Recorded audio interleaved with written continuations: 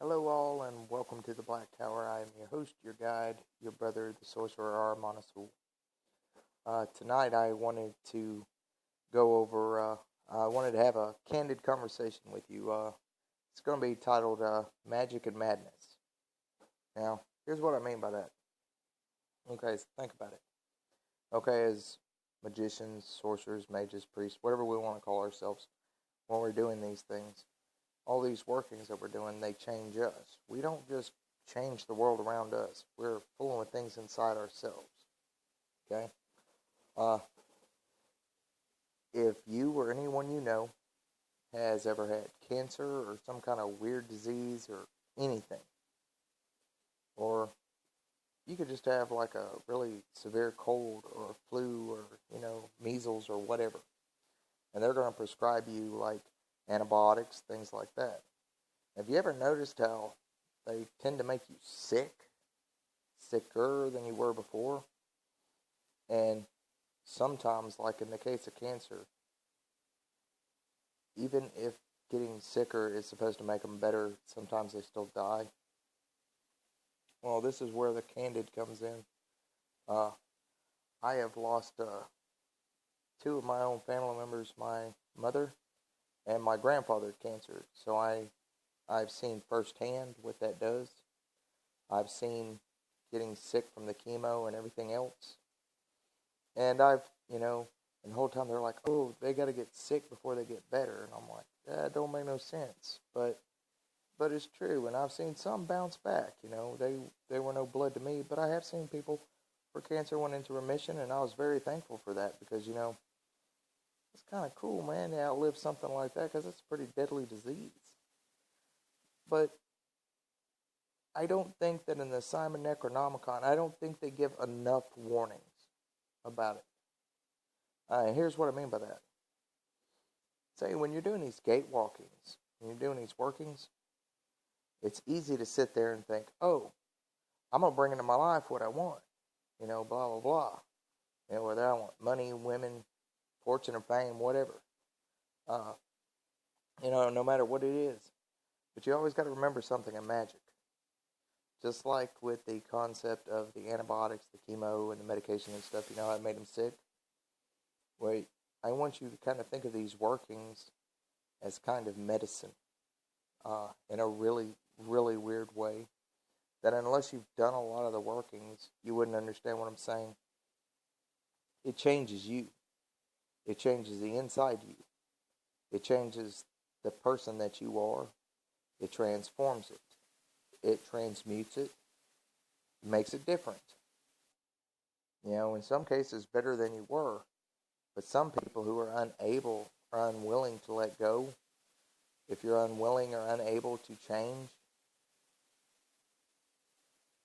this is probably the worst book in the world for you to mess with, because before you can become great and draw things to you and all this other stuff, you have to change the inner you. And in that regards, it is like these medicines that are for diseases and sickness. Now, this is not to scare you off the path, Be a rebel. Be like that rebel out, hoots in a day. Hoof, motherfuckers, hoof. Don't let it get you down. Don't let it stop you. But I am going to put it out there. It's one of those things where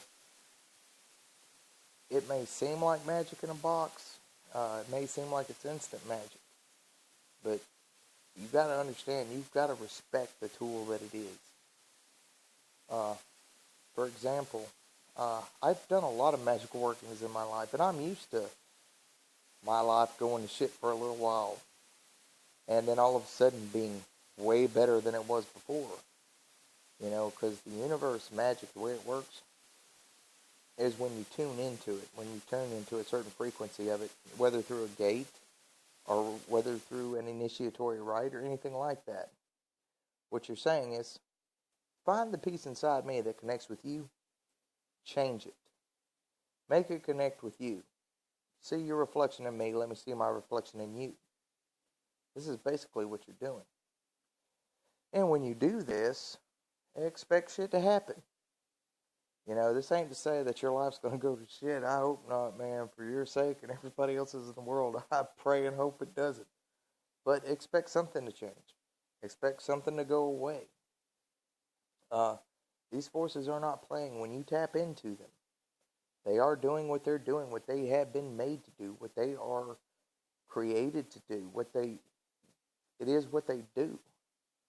They find a part of you inside that you use to conjure them up, and they're like, okay, we got to get in there and tweak this around just a little bit. Make sure he's fully in tune with me, or she, and it'll change things. The reason why you wait a moon between these things has a lot to do with totally absorbing the changes, everything that comes with it, because you'll notice that your mentality changes as you ascend the gates, as you walk them. With it comes abilities, yes, you know. What abilities? Well, I'm not really going to go into all that. But for any of you who have at least walked the moon gate, intuition, psychism of any nature, whether it's picking up on others' thoughts, feelings, emotions, anything like that, energy of spirits, entities, anything like that, then you kind of got the idea. Well, each one is no different than the 7 planets. But see, here's a little secret that they won't tell you in the book. It's not even in there. Have you ever wondered why it talks about the Big Dipper? Oh, I got one for you. At the center of any universe, there is a sun that burns. Sometimes 2 or 3 suns in certain galaxies, as they're finding out now. You know. But we're going to leave this very simple. We're going to put it like this right here. So in a constellation, you have a sun in the center, and you have planets that go around it. Well, in the Necronomicon, they have the 7 gates of the Zonai, right? Elder gods. Well, if any of you have been doing the workings and the walkings, you realize that they may attune to the planets, but they don't really seem to come from the planets. Why is that? Well, if you'll go to the Big Dipper, any of you who own a copy of the Gates of the Necronomicon, it'll go more in detail about the Big Dipper. But let me try to simplify what little bit I can throw out there for you. So you take one star, which is a sun, in the Big Dipper. And the very first one is the moon gate. Well, you're not walking the moon. You are walking the Big Dipper. The Big Dipper is a constellation. It is where you are working. Okay? The planet is just like a focus. But the star actually represents the deity. Anywhere from Nana, Ishtar, Shamash, Nanib, Marduk, any of them. They're all found. Each one of those stars. Each one of those stars are the actual gods of the planets. So you can think of each light as a god that connects or correlates to an actual planet, because they rule over that planet. And that is some shit right off the top of my head. I'm just throwing it out there for you. But any of you who've been doing these workings, if anything ever gets where it's just too fucking hairy, where just shit's just going fucking wrong and all this, that, and the other, I can't state enough about how important it is to actually keep to the rites. Actually pray, offering to the God in the morning hours and the day, offering and prayer to the goddess at night. Do this for the last 3 days of the black fast that you're going through. And I have a couple of prayers I wanted to go over with you that might help you some. I hope it does anyway. But anywho, if you'll give me just 1 minute to see if I can make sure I got this. Okay, so what we want to do is we want to turn to page 110, Simon Necronomicon, paperback edition, yay. It's called the Preliminary Purification Invocation. What you want to do is you want to realize that there are 7 chakras, 7 energy points in the human body. And you want to, with all your heart and your mind, focus on each one of your chakras. And you want to say this prayer over it. Bright one of the heavens, wise Ishtar, mistress of the gods, whose yes is truly yes.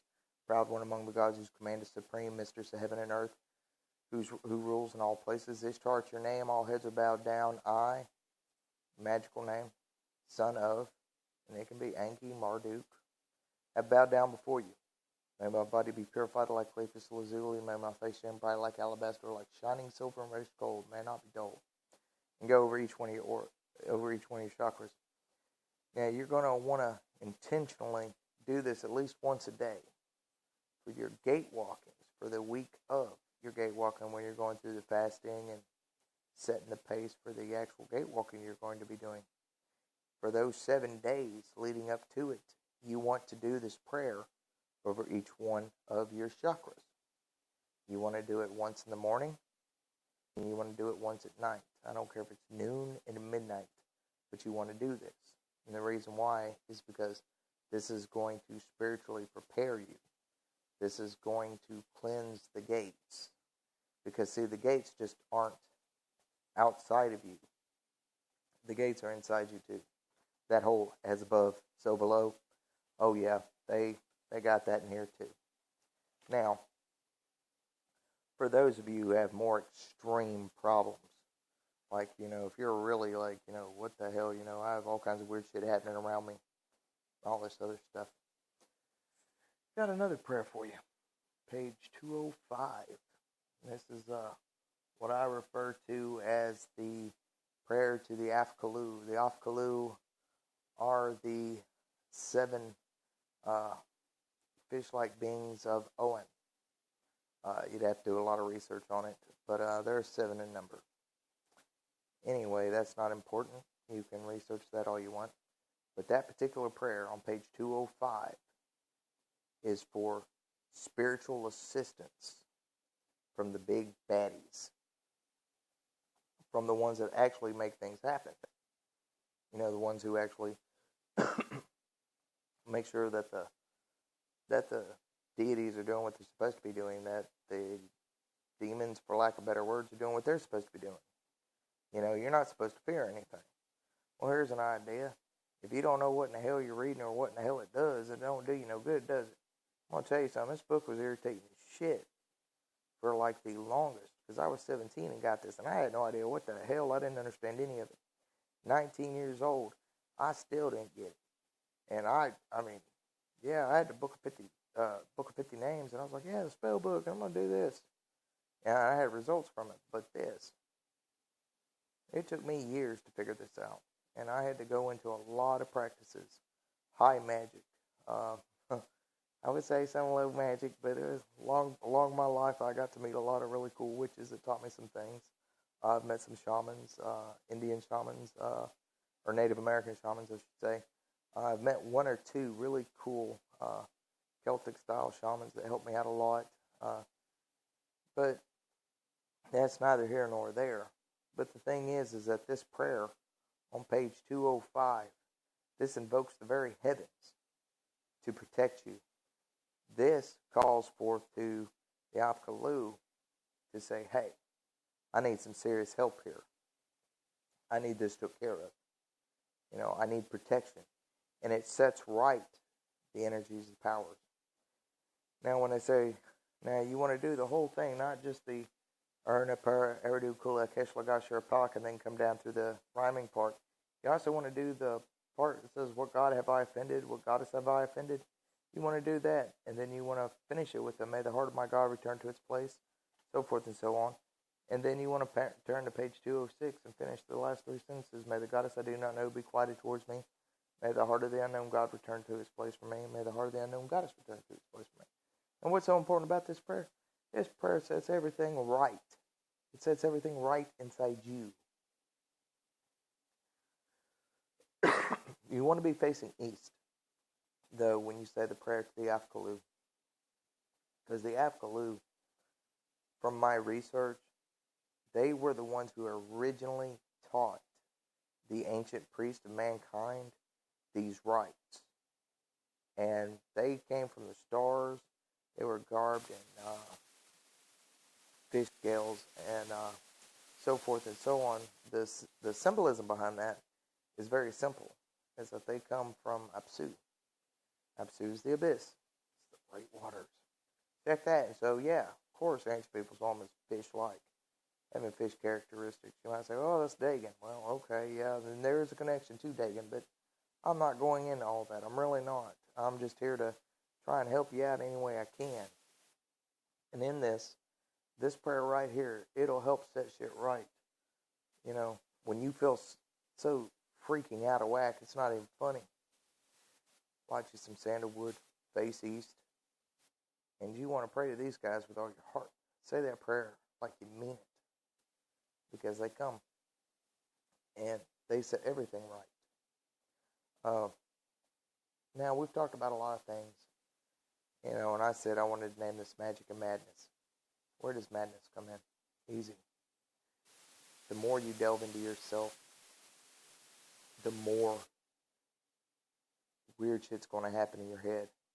Your faith system's going to be shattered. Your belief system's going to be shattered. Everything that you know to be, or everything that you created up till this point, it's going to be shattered. Like I said, this book does not have enough warnings on it. It really doesn't. And this is not to scare you. This is just to warn you, you know. You're thinking about it, about working with the book? Oh yeah, I hope you do. But I want you to have this warning that you need to know at least these two prayers. Because the preliminary purification, I like to do that once a day. That's just awesome. Twice a day if I actually feel like I need it. To the Afkalu, I do that at least once a week. That's a no-brainer. But most of the time, when I'm not feeling quite myself, or when, you know, it's just like too many threads are loose in my head because all the workings I've been doing, that prayer to the Afkalu on page 205 and 206, that is the prayer to go to. That is the go-to prayer to put your shit back in order. Because you do enough of these workings, and your shit's going to unravel. It's going to tear down. It's going to come apart. Because what you're doing is you are tearing down the foundation and the fortress of who and what you are. You are reshaping and you are reforming yourself into a new image. That is a very beautiful thing, very magical, very powerful. You might be saying, but all I wanted was a brand new house and a car and blah, blah, blah. Okay, great. Until you've learned how to face the things inside yourself and fix them and reorder them and, you know, and all this other stuff, how the hell are you going to expect the magic to bring it to you? You know, I heard a lot of people say, oh, well, you know, you do a spell and then you just got to go take the action. So that's true. But see, here at the Black Tower, we're not talking about just your average, everyday, run-of-the-mill magic. We're not talking about, oh, I'm going to do a spell for some money. Those are fun. I like doing those.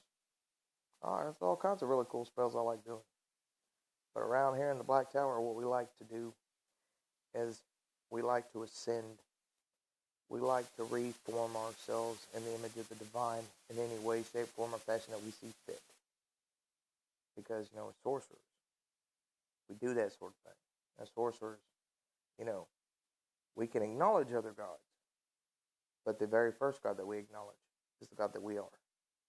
And the way to do that is through these gate walkings. The way to that ascending, descending, recreation is through there. But it is a very dangerous journey. It's a very long, arduous journey.